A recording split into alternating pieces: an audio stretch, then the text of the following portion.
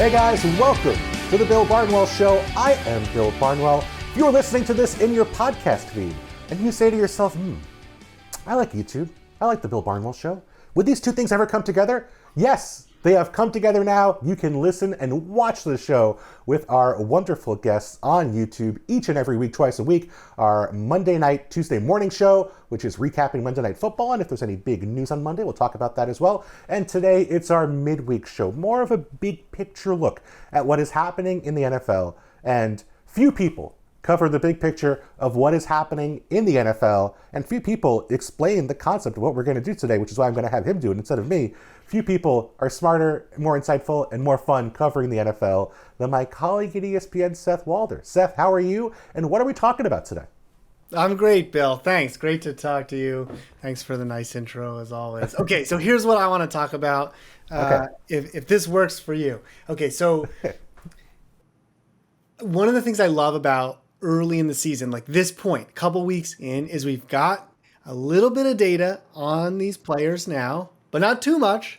We have an idea, and it's time to, in some cases, shift our priors and try to figure out what's different than what we thought. And so here's the idea. At the beginning of the season, ESPN did a big NFL rank, the 100 best players of the 2025 NFL season. It's supposed to be predictive. We all fill out a ballot. Did you fill out a ballot? I filled one out. No, I think I was on leave when this happened, so. Oh, here, look, now I'm just like putting you on blast for not doing an assignment. Well, some of us filled out a ballot, and then that became the grand ESPN NFL rank, and it's supposed to be a prediction. And what I was thinking about is, what do we think has changed? And really what I'm thinking is, who will be on that effective list at the end of the year that wasn't at the beginning of the year? And the proxy, I think, is, and this is somewhat self-serving, but at the end of the year, I always do a 100-player MVP ballot. And so what our exercise is today is, which players that weren't on the preseason 100-player rank will be on the 100-player MVP ballot. And this is a good game for me because I control the outcome entirely, so I can wing it, so I win. Very smart, Seth, to come up with a topic that you have entirely control over and can win in the big picture. So to be clear, this is not, after 3 weeks, who belongs on the top 100 based on their first 3 performances. It is who, based on their first 3 week performance, is going to be in the top 100 at the end of the year. So who has been so good so far this season that you think they're going to keep it up, or come close to keeping it up, and be in the top 100 players in the NFL at the end of the season. And a really interesting idea. I think like you are perfectly accurate in that this is the right time to do this. 3 weeks is just enough time where I'm like, Colts might be good, and I might be really wrong about the Colts. And I'm also like, there's 14 weeks to go. They're just this year's Saints or whatever, which is probably not fair on both counts. But I think we'll probably talk about a Colt or two on today's show, if I'm not mistaken. But we're going to hit some of the players who have been exciting so far this year, talk about what we've seen from them, what we like, what the numbers say about them, and perhaps if they can be top 100 players on Seth's MVP ballot at the end of the season. So, Seth, not only have you come with a game that is rigged in your favor, but I am going to ask the guest, let you go first. Give me a player, and I want to see if we have the same first overall pick in this draft, perhaps, who is going to be, you expect, in your top 100 MVP ballot this year, who was not on the NFL ranked top 100 to start the 2025 NFL season. Magnanimous of you to give me the first pick. And we should say, we're drafting because we're competing here, right? This is of course we are. Competition. I'm curious if my guy is your guy too. With the first overall pick, I'm going with Chargers left tackle Joe Alt. Was he your guy? No. Oh, okay. But he's great. He's great. To me, this is a combination of, he was a snub originally. I felt like he was, when I did my ballot, he was way up there. I think I had him in the 40s. This was pre-move to left tackle, I think, when we did that vote. So now he's got this left tackle move, and the numbers for Alt have just been excellent. Everything that you would have hoped. Second in pass block win rate, third, I think, in run block win rate. This is among tackles. Obviously, the Chargers are doing well as well. I mean, he's probably like through 3 weeks. If you had to hand out Protector of the Year, he's right in the mix at this point. So to me, he's a slam dunk. I am most confident of any player, I think, outside the original top 100 list, that Joe Alt will be there when we do that list again in January or February. Well, you say we. Oh, the answer is you, Seth. You have the ability to make this happen. Joe Alt's been great this year, and I don't want to undersell how difficult it is to move from right tackle to left tackle, not just at any point during your career, although Joe Alt was a college left tackle, but to do it on short notice early on in the year for Joe Alt and the Los Angeles Chargers. His numbers, like you said, excellent last year by our win rate metrics, very good this year. Nick Bonito gave him a little bit of trouble last week against the Broncos, but if the worst thing I can say is Nick Bonito, who's a pretty good football player on one of the best defenses in football, gave you a little bit of trouble, you are doing just fine at left tackle. I will say, I wonder is there a disparity from your perspective between the top 100, which is made up of a lot of different people, and your MVP ballot? Is a tackle, for example, maybe more likely to make it on to your MVP ballot versus the NFL ranked top 100, whether that be because it's a position that doesn't touch the football, whether it be because it's a premium position, left tackle, one of the most highest paid positions relative to other spots on the positional spectrum. Do you think left tackles are just sort of more likely to feature on your list? I don't know if it's left tackles, but tackles in general, I would say yes. I mean, the positional value aspect, we are doing a slight apples to oranges conversion here, right? Like sure. And so I think that your point is totally valid. There will be fewer running backs on my MVP list at the end of the year than there were in the top. Because you hate running backs. List. Well, of course, yes. Personal. It's personal. It's personal vendetta. Yeah. And so, like, yes, there will be more tackles, I think, probably on that end of your list. But there were quite a few tackles that made that original list, which is why I was pretty surprised that Alt didn't make that cut in the beginning. Mm-hmm. Yeah. This year, 9 tackles on the top 100, only 7 running backs, and obviously a couple guards made it as well. 7 guards and 9 interior linemen. So yeah, decent amount of offensive linemen on that list. So a little surprised Joe Alt did not make it. I think he was maybe the number 1 snub on that list. Some people, I'm hearing some people saying you're cheating by picking the biggest snub as the guy who's going to go on your MVP ballot. It was a beautiful combination, snub and playing well. I mean, you can't. It's kind of like when it's like Nick Swisher when the Athletics drafted him in Moneyball. It was like the scouts loved him, the analytics loved him. It all came together. That's Joe Alt here. Yeah, when you take him with the first overall pick, that does make sense. I mean, that is you don't need to have any arguments about what he's missing. Joe Alt definitely belongs there. I will say, I have a short list here of 11 names. I have 2 tackles on that list, neither of whom are Joe Alt. So I have a couple of options here that I will get to, although I don't think those need to be first overall picks. The guy I had at number 1, maybe this is just foolish, naive. We've talked about this man before. I got to go with Danny Dimes. I have to go with Daniel Jones as being the pick. I mean, you're going to have a lot of quarterbacks on both of these lists. That is going to be a default. Certainly, wisely and accurately, you're going to put a lot of quarterbacks on your top 100 list. There's 15 of them in this year's NFL rank. I don't know how many you had on your MVP ballot last year, but it's usually about 15. Certainly had. Yeah, so about half the league is on there.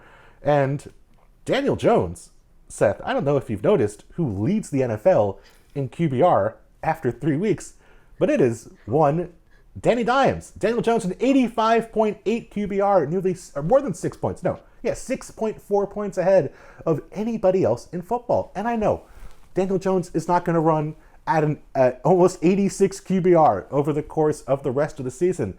But he's already been really good for 3 weeks, and he's playing in an extremely premium position. If he's healthy, I think he's going to finish the year as one of the 16 best quarterbacks in football, and that to me is probably going to get him on this list. So if he's one of the 15, 14 to 16 best quarterbacks, then he will be on the list. That is the way I think about doing that list, is always value over average at your position. And since the leverage on quarterback is so high that even if you are just slightly above average quarterback, you're going to be one of the top 100 players. It's interesting. I certainly consider Daniel Jones. I didn't have him. I'm less confident, and maybe this is foolish of me, that he will make it at the end. That he will make it at the end because of a couple things. Like you said, he doesn't need to play at the same level that he's been at. He can play much, much worse and still perform. I do worry about the fact that they have been able to run play action at an absurd rate. I think there was 41% last week. And what happens when they fall behind and they won't be able to rely on that? And to me, I think that will be an interesting test. And you also said if he stays healthy, and that is perhaps more of a concern for Jones than for other quarterbacks. And so I think it's well within the cards. Like, he should be in this discussion of players that we talk about today. I don't know if I feel like there's other players that I'm more confident will be there at the end.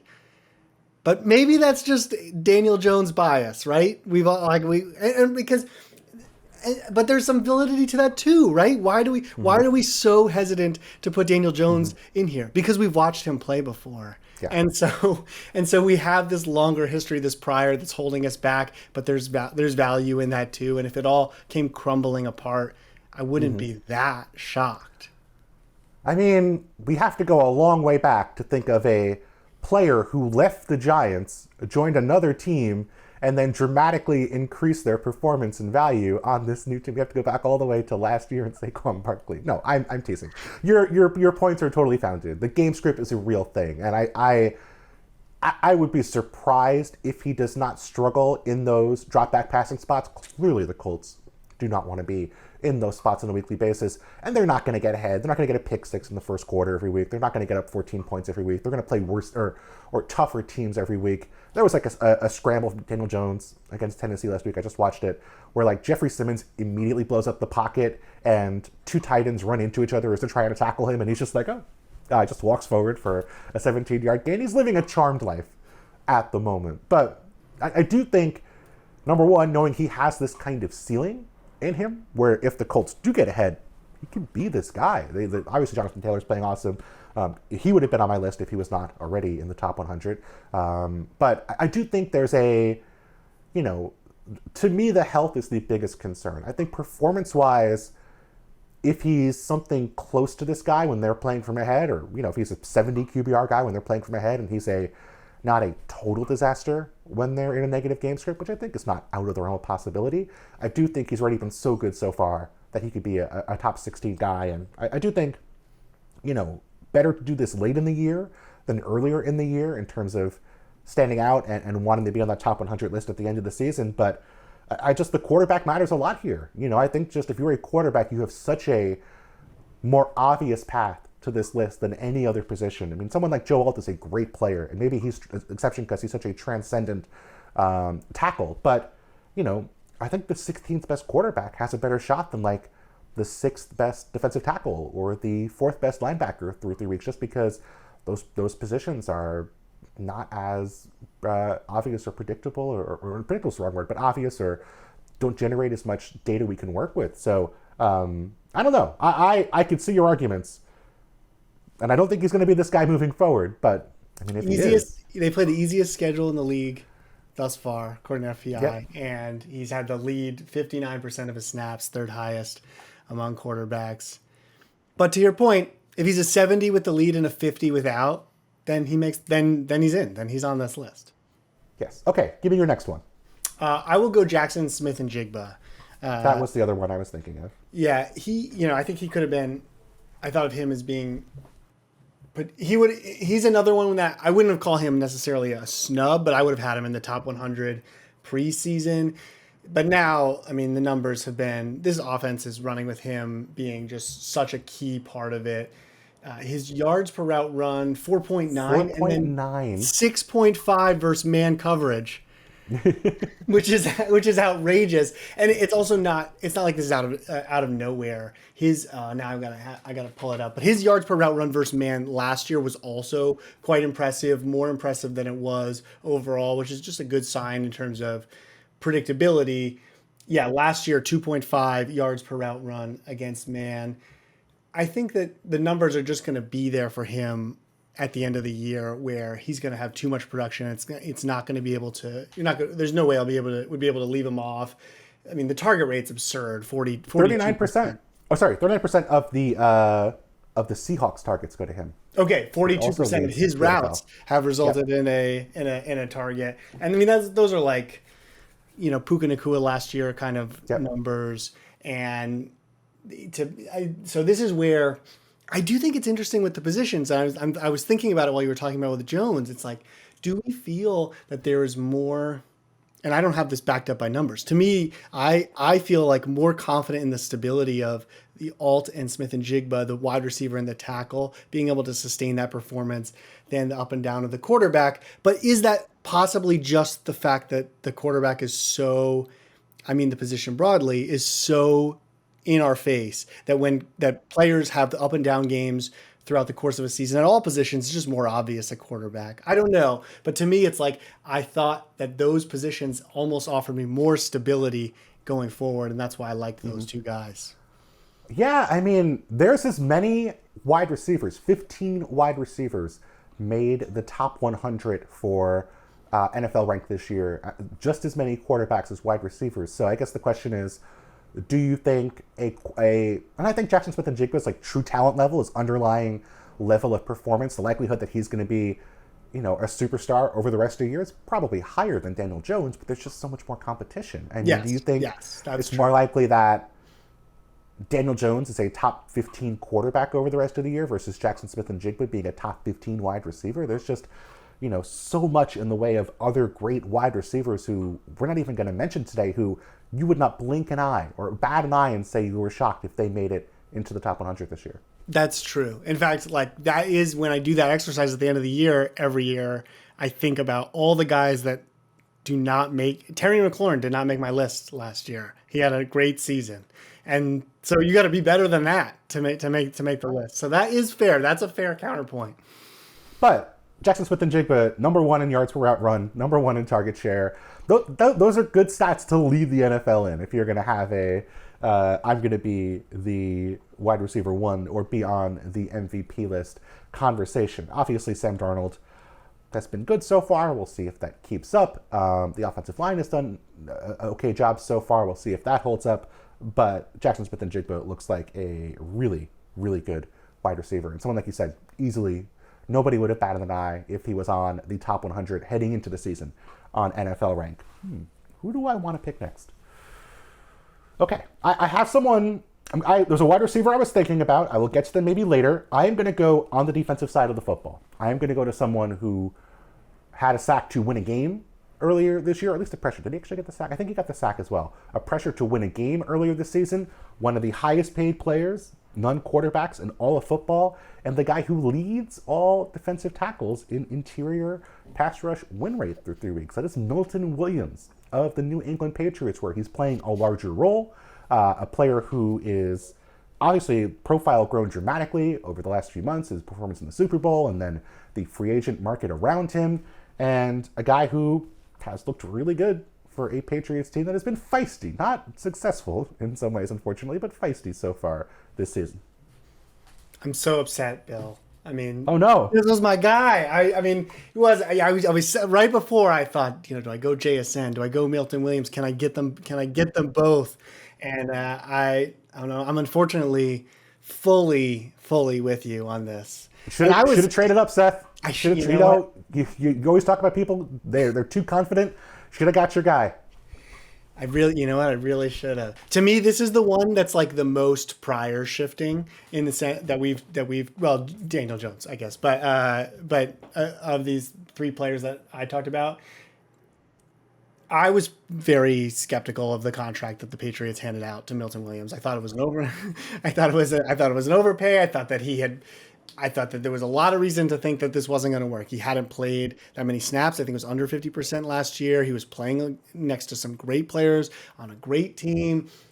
Our confidence should have been pretty low that he would be able to keep up that rate of production. And yet here he is playing 72% of snaps, and it's right there. And so that, to me, the fact that we have the history of his production before, even in a different circumstance, now it's happening again. That's a like checkbox. To me, those I really feel very confident he will be there at the end of the year.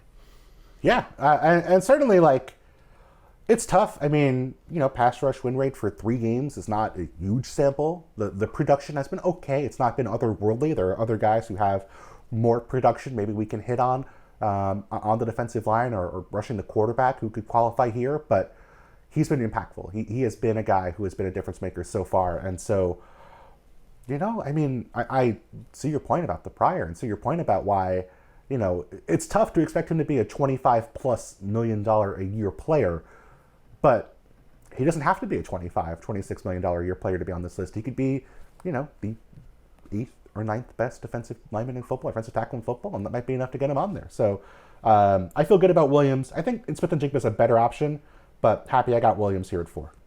Would you have taken JSN if I had taken Milton Williams at 3? Yeah, probably. You would have? Okay. I think so. There's another guy.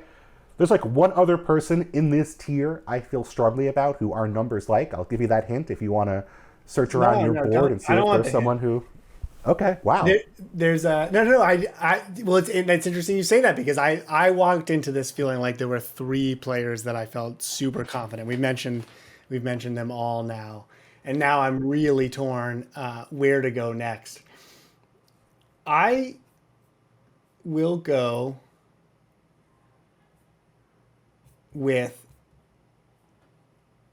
another Colt. Yeah. Rookie tight end Tyler Warren. Yep. I will say. He's on there. Yeah. I mean, he's on my list as well.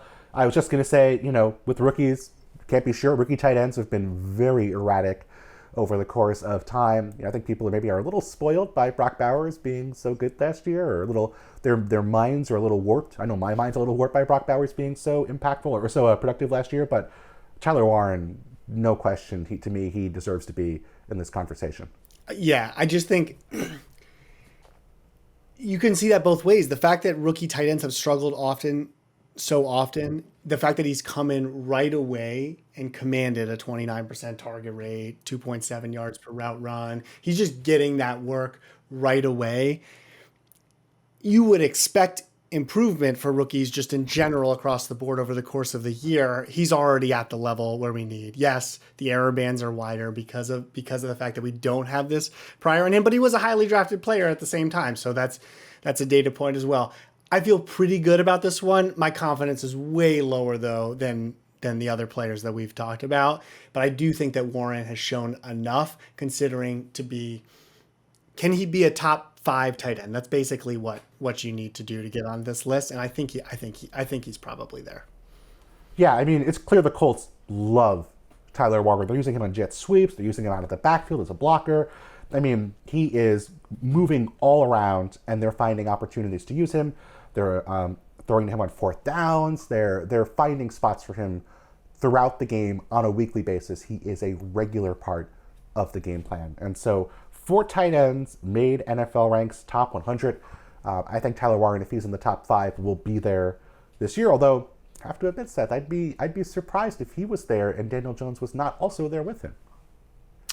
That's a fair point. He probably does require Daniel Jones staying healthy for the whole year. And if we say Daniel Jones is healthy, then that's true. Well, maybe it was like a chess checker situation, and I was just kind of like a hedge, Yep. Is Jones getting there without Warren? I don't know. Ooh, that's a good point. Maybe. I didn't say Tyler Warren was not going to make it, though. You are much more skeptical of my Daniel Jones pick than I am of your Tyler Warren selection. He was on my list as well. I'll throw a name out there, and I think this leads to a good discussion about some of the limitations, maybe, of our metrics. I'm going to throw Paris Johnson out there, the Arizona Cardinals left tackle, who leads the NFL in pass block win rate so far this season. And Seth, if you go through our metrics, our pass block win rate metrics at positions, I think like 4 of the 5 Cardinals linemen are in like the top 3 or top 4 for pass block win rate. And I do think there's some influence happening there with how Kyler is used, how teams defend Kyler. Maybe they're a little more passive with how they rush because they want to worry about Kyler as a scrambler. A lot of boots working in that offense. There are reasons to think that maybe he's not the best pass blocker in football just because he has the number 1 pass block win rate in football. But I do think Next Gen likes him as well. I think he's been really good so far this season. He was good last year. I think it would have been crazy to see him in the top 100 last year. Joe Alt should have been ahead of him, but I do think Paris Johnson could have been in that discussion as well. And I really think there is a, given how important left tackle is, given how we saw even, frankly, bad left tackles, like Dan Moore getting $21 million a year from Tennessee this offseason, having a left tackle you feel good about one-on-one is really, really valuable. And so I don't know if the Cardinals really have the best offensive line in football, but I did think Paris Johnson is comfortably the best of that bunch and deserves to be potentially in the top 100 at the end of the season. That Dan Moore point I consider a personal affront since I previously came on the show and said that was a good contract. And 3 weeks into that contract, don't feel so hot. No. No, I agree with you. I had Paris Johnson on this list, and it was, in fact, the exact same thing. The fact that all the Cardinals were listed so high, gave me pause. Like you said, those are the things you mentioned are all factors, right? When you run boots, for example, you get much higher pass block win rates when you run a boot play. There can be other like unseen things as well. Maybe Kyler Murray's doing a really good job with cadence, and so other teams are not getting good enough jumps. Those are all factors can play in, but I still think that what he's done so far has been notable and could easily end up making his way onto the list because of the value of tackles. Yeah, and maybe there's a chance the Cardinals do have a really good offensive line. I don't want to rule that possibility out either. So I don't want to dismiss the idea that, Paris Johnson or the Cardinals have a really good line, but I do think Paris Johnson is the most impressive of the bunch, according to Next Gen. One-on-one, 81% of the time, which is almost exactly league average, but doing very good work within that rate. One of the lowest pressure rates, if I'm not mistaken, of any tackle in football. So off to a very good start there in Arizona. Seth, you want to give me another player? I will. I'm going to go with a player who made a big play, you could say, this past week.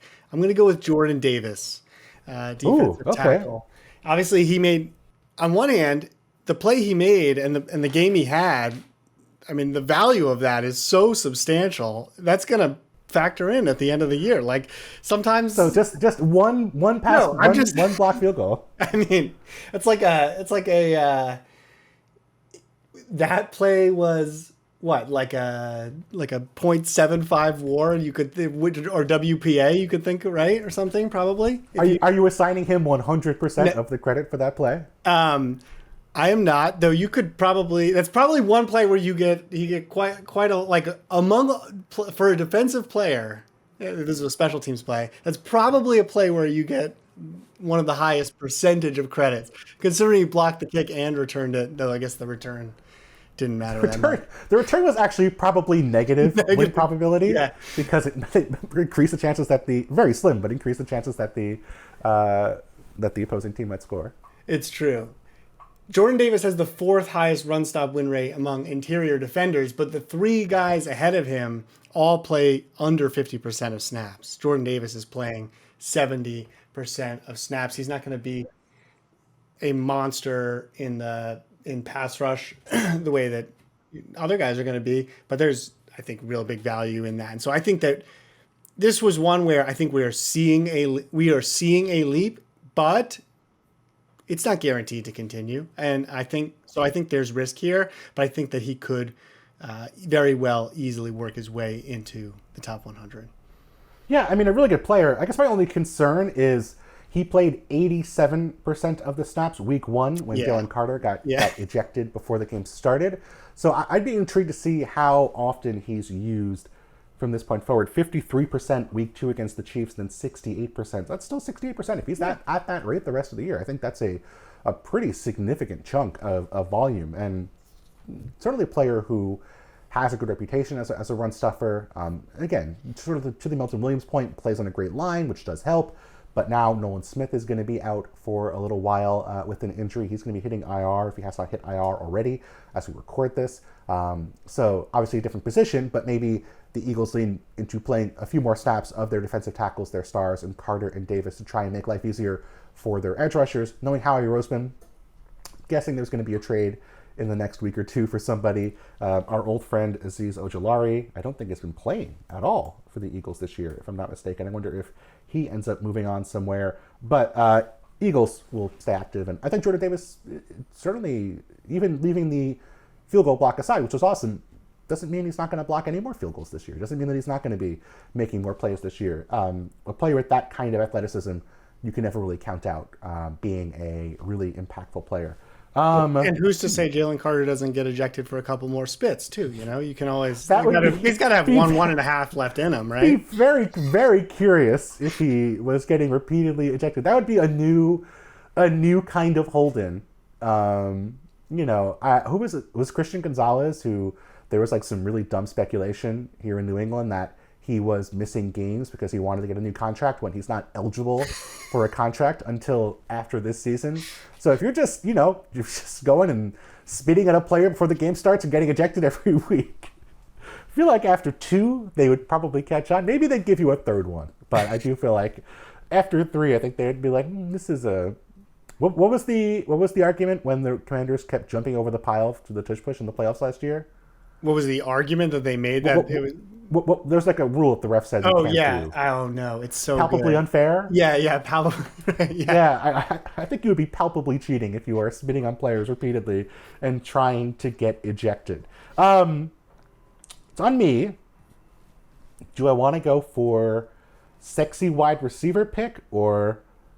No, I will go with. I'll go sexy wide receiver pick. Maybe this is unfair because I think he's going to be the number 1 receiver this week. Probably will not be that guy for the entire season, but he's carving out a huge role for himself.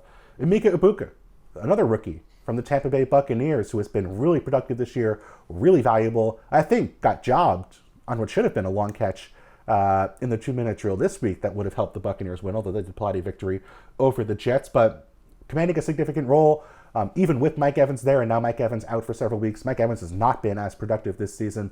The Bucs throw the ball a bunch. They certainly have been in crazy games every week, and so they've had to throw in 2-minute drills. And Egbuka has been a featured part of the offense. And I think maybe I don't know about you, I feel like we get a little excited about rookies. Maybe they're a little more likely to push onto the list as opposed to maybe a 3rd or 4th year guy with the same level of production. But I think Egbuka's been really good so far this year.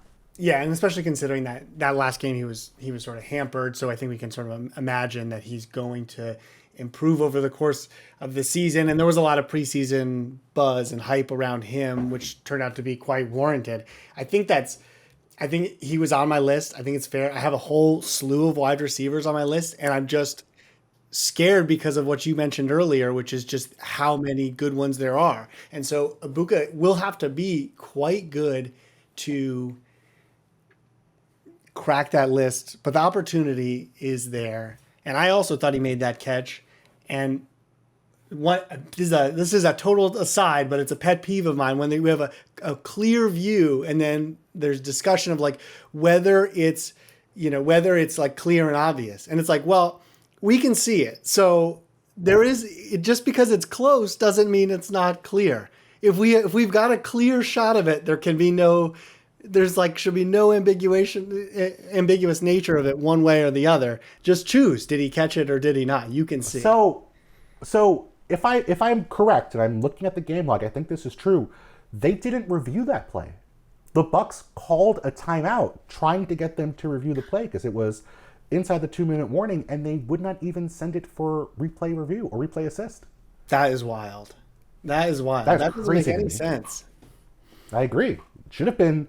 mean, it's within 2 minutes. It's a really important play. Yeah. It was at worst, you could say it was unclear. You could not say clearly it was not a catch. That was totally false. So they were saying that, and I'm not gonna lie, sometimes announcers say things that are inaccurate, and I sort of just assumed, oh, they checked in, and the just got wrong intel. No, they were right. They did not check it. According to the game log, Bucs use a timeout, and they just go on to the next play, no review.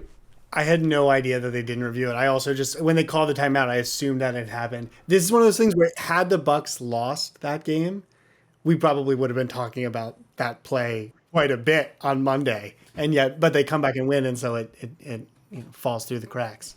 Doesn't matter. Who cares? Give me another one from your list, Seth. Okay. There's a couple more left. All right, I'm going to take a swing here, and I'm going to say Jets rookie tackle Armand Membou. That was the other guy I was thinking about when I said Emeka Egbuka. He is literally the next person on my list. Armand Membou. Yes. Okay, that's good. I was concerned I was going to lose him. Membou he ranks 8th in pass block win rate, and his week 1 game came against TJ Watt. So to me, that's a really good start. One of the things with rookie offensive linemen, rookie tackles that I've looked at is that they do almost always struggle in the beginning. Even if we isolate down to only first round rookies, and not only that, only first round rookies who play, that group on average is a below average tackle in year 1. And some of those guys go on to be great tackles later. So it's a really small group when you have someone that is good right away. And that's what we've seen from Membou, I think in both the pass and run game. And to have that kind of success against Watt, he had a good game again in week 3. And man, it's dangerous to go with a rookie, but I do feel like there's probably a fair amount of stability in the tackle position. And because of, like we said, the importance, I think that he probably will make it on there. I've been talking about this guy a lot. I advocated for a 250-1 bet on him for Offensive Rookie of the Year on ESPN Bet last week, which is a long shot, but, not impossible. There's no obvious long shots. I remember one year, Scott Van Pelt has made fun of me for years because I picked Matt Breida to win Super Bowl MVP at 100-1, and that was the year where I want to say, was it I want to say Tevin Coleman was part of the rotation, and he was like banged up heading into the Super Bowl, and if he got banged up, it was going to be Breida. And I'm like, well, Breida, is a home run hitter. They obviously can be a super efficient run offense. And I think he played 3 snaps in the game, and SVP has made fun of him here. So I'm like, it's 100-1. There's not going to be a really good 100-1 long shot. That's a good point. In this case, the line has moved against me. It's now 500-1 . So I don't know. Oh no! It's got to double down. But I think that the numbers have just been really strong there to the point where I would feel like you got a really good shot with him. Certainly, if any offensive lineman is going to win it, it feels like Membou has a reasonable shot. He's been really good so far this season. It's tough because I think, with offense, you need so many things to go right, which you need there not be a great quarterback, which Cam Ward's off to a rough start. Can't really be a great running back, great receiver. You sort of need a muddled mess at those positions. Maybe because people are more focused on linemen because of the Protector of the Year award, maybe that helps make the case for an offensive lineman. And I think the other part is just that it's hard to be that guy in a bad offense. I sort of think Joe Thomas, after a while, it became obvious he was great, and so he got the sort of all-pro nod year after year. But it's easier to do that if you're Josh Simmons, maybe, than if you're Armand Membou. But even if Membou's playing better, which he is. But, I mean... I meant a shot to make our top 100 list, but sorry. but I agree with you. It's kind of like a 7-leg parlay to hit that. You need the guy to be amazing, and you need all these other things to happen. And the quarterback, Cam Ward, can't even be pretty good. He has to, right? Yeah, that's not. But I do think that the 500-1. Yeah, 500-1. I think that we are modernizing in the sense that an offensive lineman, I don't think it's impossible anymore, where maybe it could have been. Creed Humphrey came in a distant third a few years ago, though he was on a good offense, as you mentioned. And I think it's feasible if people look at it truly through the lens of like who was best at their position. Then it's feasible in the perfect circumstance. Yes, in the more than 1 in 500 circumstance. So if you think it has better than a 1 in 500 chance, your bet is correct, even though I would probably not bet my house on Armand Membou winning Offensive Rookie of the Year. I have one more, and then I have one totally off the board crazy one. So I'm going to go defense here. Couple guys come to mind. I will go with Byron Murphy, the defensive tackle from the Seattle Seahawks, who is third in the NFL per Pro Football Reference in pressures, 9 pressures through 3 games, playing on a very good defense. And maybe this is unfair or naive of me, but I think back to Mike McDonald's second year in Baltimore, and the guy who took a leap for him was Nnamdi Madubuike, where they got him a lot of one-on-ones. They had a really athletic interior defensive tackle, and his numbers jumped, and he had was he an All-Pro that year? He was definitely a Pro Bowler that year, and probably deserved to be in the All-Pro discussion as well. Byron Murphy, at least through 3 games, looks like he is on that path. He has been destructive for Seattle, a very good defense. I think if they keep it up and the defense plays well, and they haven't had Devin Witherspoon, how about Nick Emenwari so far this year, outside of a handful of snaps. If Murphy and that defense play well, I think Murphy has a shot at being one of the defensive tackles who make that list this upcoming season. That makes sense to me. Yeah, I think I like that pressure number. That's interesting. No, I think that he could totally be on the list there. That sounds like no. What'd you say? That sounds like a no masquerading as he could be. When I was going through the exercise, I felt less confident. I put no corners on my list. I felt less confident on the corners because it's just so much variance there. And so but I think certainly the profile of a player who could easily end up on the top 100 list. I wouldn't say it's a no. Yeah. Do you want to give me your... Actually, let me ask you this. Mm-hmm.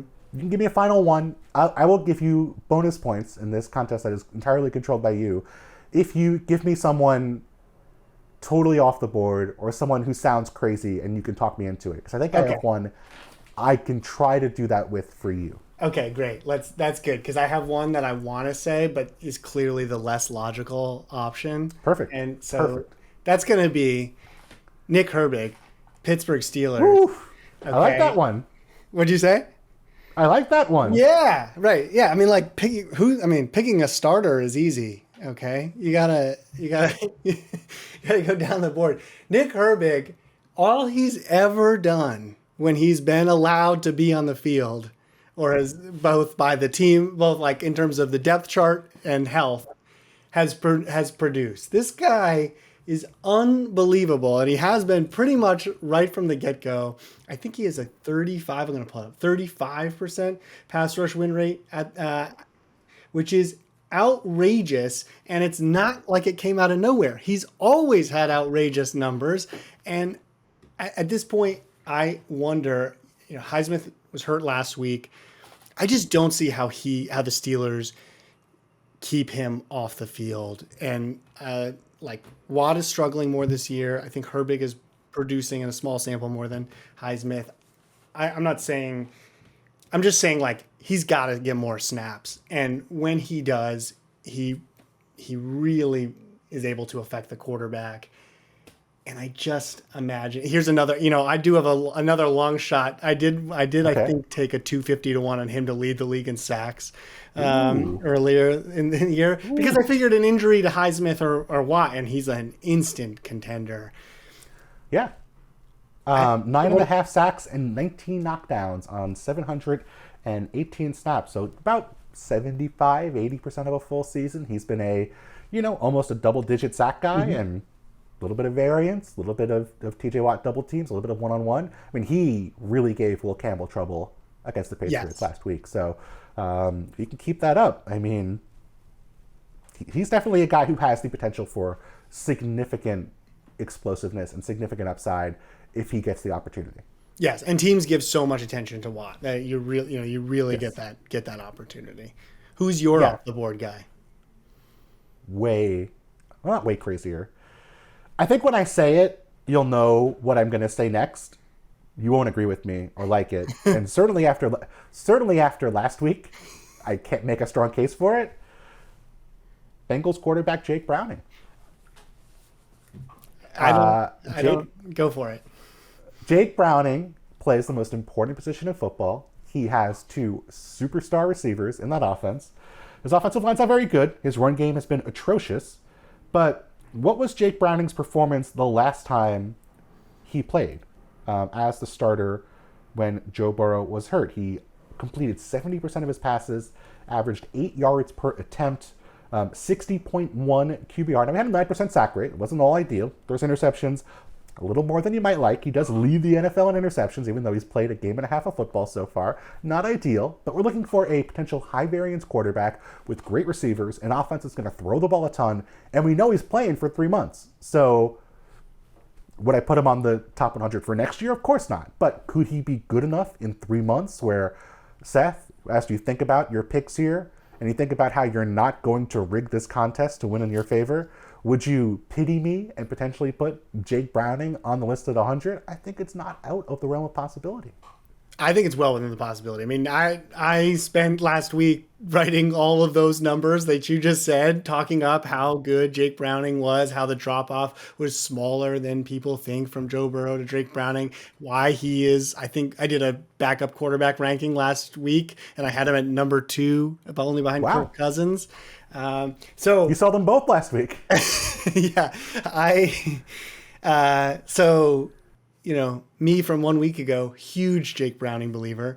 And I know I really don't think, though, that one game against the Brian Flores defense ought to move you that far. So I don't buy this in the sense that if you said is 50-50, is he going to be on the list? No, I would say no. But I think it's totally within the cards. There's also this mystery that I haven't solved yet.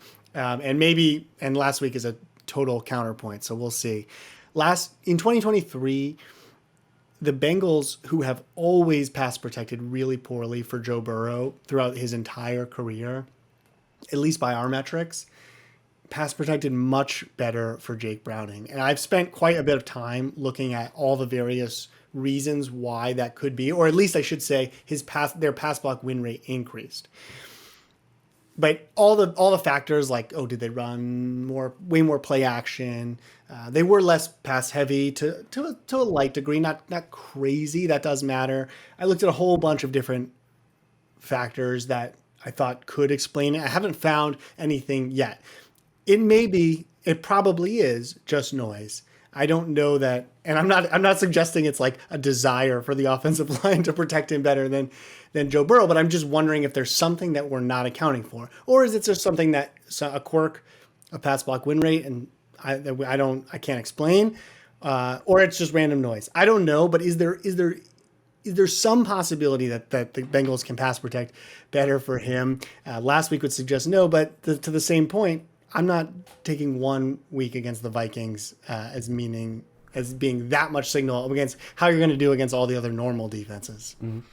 Unfortunately, this week he plays the Denver Broncos, so things are not going to be a ton easier. But after this week, things will be a little lighter on Jake Browning and company. And I mean, hey, he plays the Lions in week 5. If they get into like a 44-41 shootout, and then he plays the Packers the next week, and the Packers defense is really good. He plays the Steelers, and he gets into another shootout. The Jets, another shootout. Bears, another shootout. Like, could he be the 16th best quarterback in football in terms of value generated over the course of the year? I would say it's not likely, but it's not impossible.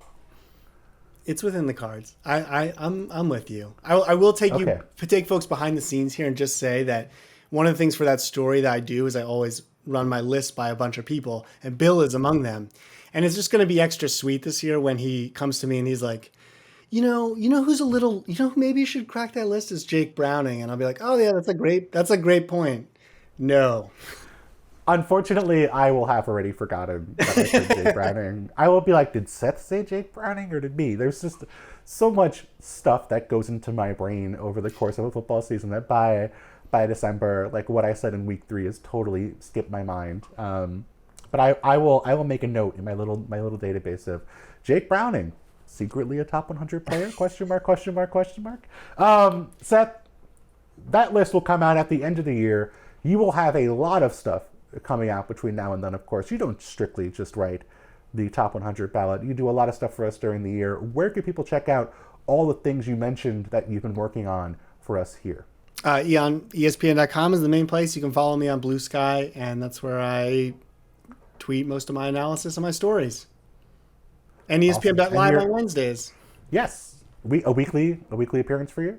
I don't know. Has been so far. We'll find out. That sounds like a very accurate representation of how things go. Seth, it is always a blast to have you on, my friend. Thank you so much. Thank you.